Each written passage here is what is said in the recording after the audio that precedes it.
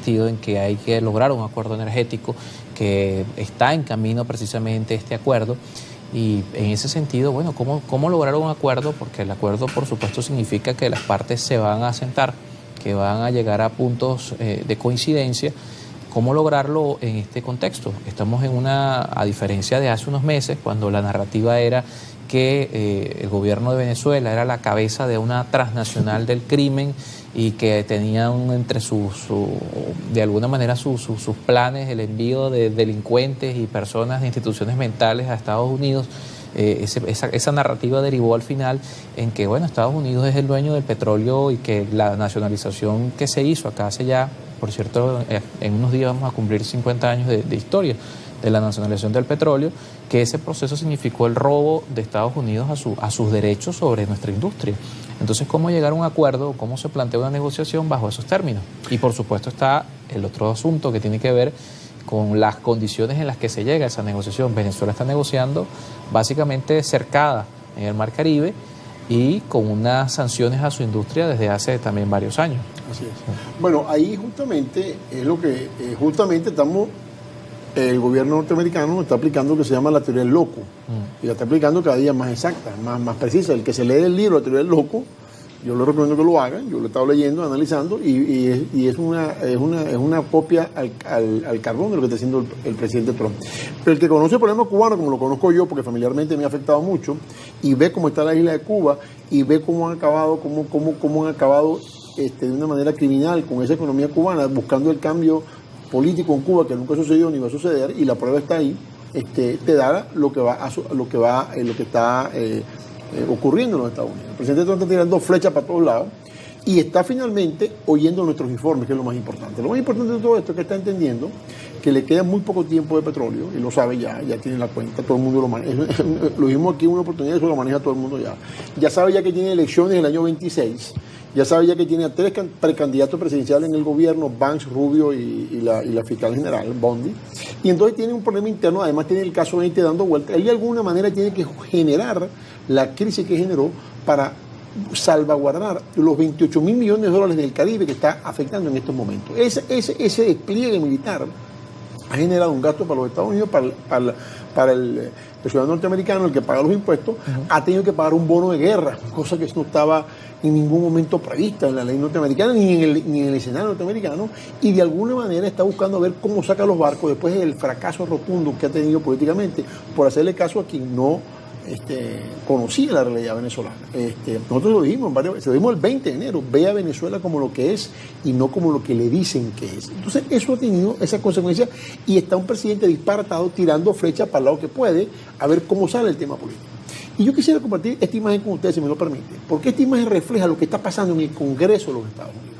Mucha gente dice, no, que aprobaron esto. No aprobaron nada. El Congreso de los Estados Unidos está sacando esta cuenta porque hay un tema de la deuda norteamericana, hay un tema del diésel en los Estados Unidos que está cada día más complicado, que solamente sale gracias al petróleo venezolano, entre otras cosas, porque también evidentemente hay otro petróleo. Pero el otro punto más importante es que tiene que renegociar la deuda norteamericana a partir del mes de enero. Es decir, el año que viene, los primeros meses, el día del año que viene, entra nuevamente el problema del cierre o no del gobierno. Si usted ve esa imagen, es una imagen del senador. La tienen en pantalla. La tienen en pantalla, del senador Bernie Sanders, que es ha sido precandidato presidencial varias veces, y él dice que el presidente Donald Trump ha incrementado su patrimonio en los últimos meses, en el último año, en este año de gobierno, en casi 6.3, no sé cuántos trillones de dólares.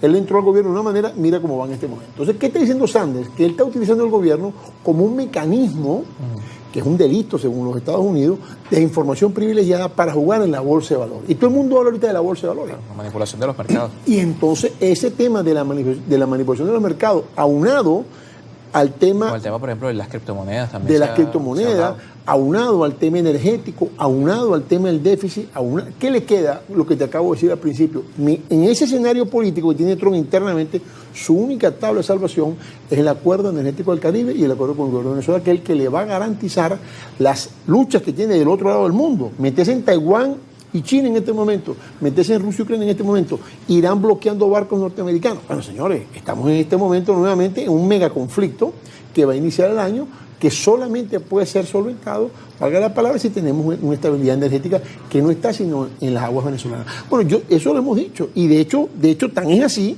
que el petróleo que no sale para otros mercados, sin embargo para el Chevron y lo que estamos operando en Venezuela está haciendo sin ningún problema. Esos barcos sí están pasando sin ningún tipo de sin problema. ningún problema, pasan por la cabala, pasan su Rivertor y siguen para arriba. Entonces ahí no hay problema porque, y ojo, acaba de llegar una tormenta invernal a los Estados Unidos y acaba de afectar 7.000 vuelos. Y tienen un déficit de diésel, que es lo que mueve la economía norteamericana, que se mueve por transporte en ruedas y no por trenes en su gran mayoría. Entonces, oye, yo creo que lo que Trump está haciendo es apretando lo más que puede para finalmente conseguir un acuerdo que le dé una salida económica, una salida política y una salida militar que quede todo el mundo, como dice, calmado. Ahora, estamos viendo un mundo que desde el punto de vista energético también todos estos conflictos tienen su impacto, y cada vez que hablamos de esto, en el caso venezolano en concreto, hay quienes dicen que Venezuela no tiene realmente esa influencia dentro del mercado energético porque nuestra producción es muy baja en este momento. Nosotros pasamos de producir 3 millones de barriles a estar ya estabilizados por encima del millón, con miras por supuesto a que podamos nuevamente elevar la producción a los 3 millones, pero que todos estos acontecimientos son mucho más grandes que lo que realmente ocurre en Venezuela, es decir, lo que se vive en el este de Europa, lo que puede ser los conflictos del Medio Oriente, que todo siempre la geopolítica tiene su impacto en el tema energético, pero que el caso venezolano de alguna manera se magnifica. Hay quienes ponen en duda todo lo que estamos conversando bajo este argumento. Bueno, quien pone en duda eso no conoce petróleo. Yo he escuchado a muchos expertos petroleros que son expertos, yo no soy experto, yo soy conocedor de la materia, y yo le pregunto cuántos taladros has operado tú. El que a mí me responda cuántos taladros has operado y en qué países has estado. Nosotros hemos abierto oficina en 42 países. Entonces, cuando tú abres oficina en otros países, conoces el tema petrolero, y te lo voy a resumir de esta manera muy sencilla. Activar a Venezuela a 3 millones de barriles se puede tomar un par de años, con la infraestructura que ya existe. ¿Por qué hay 50.000 pozos construidos? Activar a Guyana, que la cuenta la sacó muy mal ExxonMobil, y por cierto falseó la información de cuánto petróleo en verdad iban a sacar. Activar a Guyana para que llegue a 1 o 2 millones de barriles, se meten por lo menos 10 años. Activar el eje que está haciendo Brasil en este momento con la British Petroleum y con la Shell, se meten 15 años. Vaca Muerta, 5 años. Amigo, estamos hablando que en el mejor de los escenarios, si Venezuela, Dios no lo permita, se cierra todo, y aquí no se produce más petróleo, sino se produce ahora cabrito, chivo, lo que sea, se mete por lo menos 5 años en el escenario más corto. Y a Estados Unidos le quedan, a duras penas, 6 años de petróleo, o 5 años de petróleo. Entonces, cuando tú sacas esa cuenta, además le pones el campo de Aragón, que ese tema no lo hemos conversado, el tema del campo de Aragón, del gas, que es un tema fundamental para los Estados Unidos, y el conflicto Ucrania-Rusia, que ya dijo el señor Putin que o le dan o se lo agarra. O sea, y el tema en Europa está complicado. Entonces, eso es, el que piense que Venezuela no es importante, pues definitivamente no conoce el mercado. Si no fuera importante que no tuviera Chevron, si no fuera importante que no tuviéramos nosotros, si no fuera importante que no tuvieran los chinos, si no fuera importante no hubiesen mandado la plataforma al lago Maracaibo. Entonces, el que dice eso no sabe lo que está diciendo. Y que no es importante, es fundamental, es determinante. Porque en el reporte OPEP, que hemos mencionado varias veces, dice que hace falta 120 millones de barriles para el 2030. Y no los hay sino en la reserva petrolera venezolana. Hablamos de eso al regreso de la pausa. ¿Cuál es la perspectiva para 2016 del mercado energético? 7:58 minutos. Alejandro Terán con nosotros en estudio.